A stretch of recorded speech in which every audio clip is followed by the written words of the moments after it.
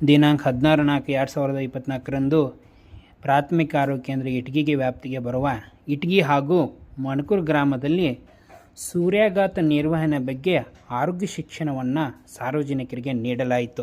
ಈ ಸೂರ್ಯಾಘಾತದಿಂದ ಉಂಟಾಗುತ್ತೆ. ನಾವು ಏನು ಮಾಡಬೇಕಪ್ಪ ಈ ಬಿಸಿಲಿನ ಸಂದರ್ಭದಲ್ಲಿ ಅಂದರೆ, ಒಂದು ನಾವು ಹೊರಗಡೆ ಅಡ್ಡಾಡುವಾಗ ಕಣ್ಣಿಗೆ ಈ ರೀತಿಯಾದ ಕನ್ನಡಕವನ್ನು ಹಾಕಬೇಕು. ಈ ರೀತಿಯಾದ ಕನ್ನಡಕವನ್ನು ನಾವು ಹಾಕೊಂಡು ಬಿಸಿಲಲ್ಲಿ ಅಡ್ಡಾಡಿದ್ವಿ ಅಂದರೆ ಒಂದು ನಮ್ಮ ಕಣ್ಣನ್ನು ಇದು ರಕ್ಷಣೆ ಮಾಡುತ್ತೆ. ನೆಕ್ಸ್ಟು ಬಿಸಿಲಲ್ಲಿ ಅಡ್ಡಾಡುವಾಗ ಛತ್ರಿ ನೋಡಿ, ನಾವು ಮಳೆ ಬಂದಾಗ ಅಷ್ಟೇ ಅಲ್ಲದೆ ಬೇಸಿಗೆ ಟೈಮಲ್ಲೂ ಇದು ನಮ್ಮನ್ನು ರಕ್ಷಣೆ ಮಾಡುತ್ತೆ. ಈಗ ಯಾವ ರೀತಿ ರಕ್ಷಣೆ ಮಾಡ್ತೈತೆ ಅಂದರೆ, ಸೂರ್ಯನಲ್ಲಿ ಅಲ್ಟ್ರಾ ವೈಲೆಟ್ ರೇಸ್ ಅಂತ ಬರ್ತಾ ಇರ್ತವೆ, ಗೊತ್ತೇ? ಹಾನಿಕಾರಕ ಕಿರಣಗಳು ಬರ್ತಾ ಇರುತ್ತೆ.